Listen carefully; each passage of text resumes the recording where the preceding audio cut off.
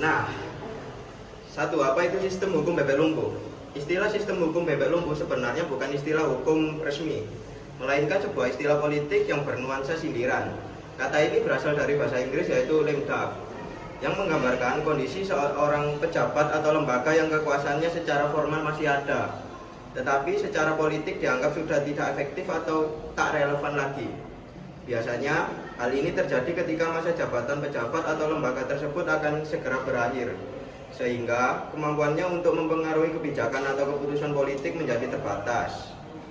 Dalam konteks hukum, sistem ini menggambarkan kondisi di mana hukum secara prosedural masih berjalan, undang-undang masih dibuat, keputusan masih bisa diambil, tapi legitimasi politik dan etisnya sudah sangat diragukan.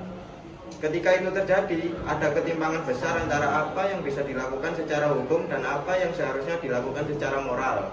Jadi, secara singkat, sistem hukum bebek lumpuh adalah ketika hukum dijalankan oleh pihak yang sudah tidak punya kekuatan legitimasi penuh, sehingga berpotensi menghasilkan kebijakan yang tidak mewakili aspirasi rakyat. Konteks di Indonesia, kapan dan bagaimana itu terjadi? Di Indonesia, fenomena ini biasanya muncul di periode transisi kekuatan, baik saat masa jabatan presiden berakhir, maupun ketika DPR sedang dalam masa akhir periode.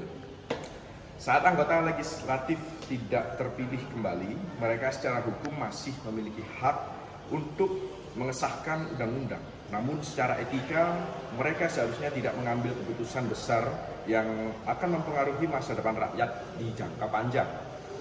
Ironisnya, justru malah inilah yang sering dimanfaatkan untuk mengesahkan kebijakan secara diam-diam atau terburu-buru.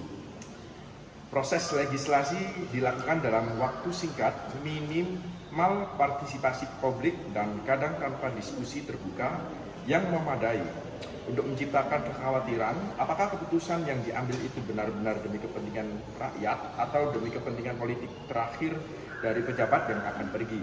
Dari revisi undang-undang di masa bebek lumpuh adalah contoh yang paling sering dibicarakan revisi undang-undang KPK tahun 2019. DPR saat itu hampir habis masa jabatannya, tapi mereka tetap memutuskan untuk mengesahkan revisi undang-undang yang dianggap melemahkan lembaga anti korupsi tersebut. Prosesnya sangat cepat, hanya butuh beberapa hari untuk disahkan, padahal kritik dan protes dari masyarakat sangat besar. Kasus lainnya terjadi pada tahun 2024 ketika DPR kembali mengesahkan revisi terhadap Undang-Undang Mahkamah Konstitusi. Lagi-lagi, waktunya sangat sempit menjelang pergantian periode. Banyak yang menilai bahwa pengesahan ini tidak mewakili aspirasi publik dan justru menguntungkan kelompok tertentu. Dari dua contoh ini, kita bisa lihat bahwa sistem hukum bebek lumpuh bukan hanya teori, tapi nyata terjadi dan berdampak langsung pada kualitas demokrasi kita. Berikutnya, dampak negatif kenapa kita harus waspada, yaitu sistem hukum bebek lumpuh punya potensi merusak banyak hal. Pertama, ia membuka peluang besar untuk penyalahgunaan kekuasaan. Ketika kekuasaan tidak lagi diimbangi oleh legitimasi moral, hukum bisa berubah menjadi alat untuk mempertahankan kepentingan pribadi atau kelompok. Kedua, kebijakan yang dihasilkan di masa ini seringkali tidak berpihak pada rakyat karena dibuat terburu-buru dan tanpa pengawasan publik yang kuat. Akibatnya, kepercayaan masyarakat terhadap hukum dan lembaga negara pun bisa runtuh. Ketika publik merasa suara mereka tidak didengarkan, maka partisipasi dalam demokrasi pun menurun. Hukum yang tidak dibuat secara adil akan menciptakan ketidakadilan baru, dan itu sangat berbahaya dalam jangka panjang. Maka dari itu, penting bagi kita untuk terus waspada dan kritis terhadap proses hukum yang terjadi di masa transisi kekuasaan. Perbandingan internasional, negara lain menghadapinya bagaimana? Kalau kita lihat negara lain, banyak yang sudah punya sistem pencegahan terhadap dampak buruk dari masa bebek lumpuh ini. Di Amerika Serikat misalnya, presiden yang kalah dalam pemilu tetap menjabat sampai pelantikan presiden berikutnya, tapi tidak bebas membuat keputusan besar. Ada semacam pembatasan informal dari parlemen dan masyarakat sipil yang kuat, agar kekuasaan tidak disalahgunakan. Di Jerman dan di Austria, aturan lebih ketat. Lembaga atau pejabat dalam masa transisi hanya boleh menjalankan tugas administratif, bukan membuat kebijakan strategis. Ini menunjukkan bahwa negara-negara demokratis yang matang menyadari bahaya dari bebek lumpuh dan mereka menyiapkan sistem untuk membatasi kerusakan yang mungkin terjadi. Apa solusinya? Menurut kelompok kami, untuk mencegah dampak negatif dari sistem hukum bebek lumpuh di Indonesia, kita butuh reformasi dalam proses legislasi di masa transisi. Harus ada aturan resmi yang membatasi ruang gerak DPR dan lembaga eksekutif yang sedang dalam masa akhir jabatan, terutama dalam membuat kebijakan besar atau mengesahkan undang-undang kontroversial. Selain itu, partisipasi publik harus diperluas. Rakyat harus diberi ruang lebih besar untuk mengawasi dan ikut dalam proses pembuatan kebijakan, apalagi di masa rawan seperti ini. Transparansi dan akuntabilitas juga harus menjadi prinsip utama. Jangan sampai hukum dibuat di ruang tertutup oleh mereka yang sudah tidak lagi mewakili kita.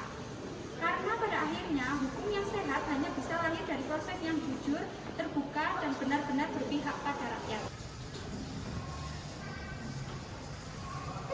Nah, perspektif filosofis dan etika hukum. Bahas soal kenapa legitimasi moral itu penting dalam hukum, bisa masukin pemikiran tokoh-tokoh kayak Hans Kelsen dan Gustav Rathbun yang berisi keadilan di atas legalitas. Ini kasih bobot filosofis dan nunjukin bahwa hukum bukan cuma soal prosedur, tapi juga nilai. Dampak pada generasi muda dan aktivis sipil. Gimana sistem hukum bebek lumpuh bikin anak muda jadi makin apatis atau justru makin vokal? Bisa kasih contoh gerakan mahasiswa pas revisi Undang-Undang KPK 2019 atau unjuk rasa online zaman sekarang, tapi ini tulisannya nyambung ke realitas sosial hari ini. Peran media dalam masa bebek lumpuh. Di masa bebek lumpuh, media mempunyai peran krusial. Di satu sisi, media bisa menjadi penyeimbang, mengkritisi proses legislasi, kilat, menyuarakan keresahan publik, dan jadi pengawas jalannya kekuasaan. Tetapi, di sisi lain, media juga bisa menjadi alat pembenaran, apalagi jika sudah terafiliasi dengan kekuasaan. Disinilah pentingnya jurnalisme investigatif yang berani membongkar proses hukum yang disembunyikan dari publik. Selain media mainstream, media alternatif dan platform digital juga jadi ruang penting buat menyebarkan informasi yang mungkin tidak terangkat di arus utama. Studi kasus fiktif atau simulasi skenario. Bayangkan kalau DPR mengesahkan RUU Pendidikan Nasional baru di akhir masa jabatan. Lalu tunjukin potensi kerusakan kalau ini terjadi. Ini bisa jadi pendekatan naratif yang bikin pembaca mikir lebih dalam.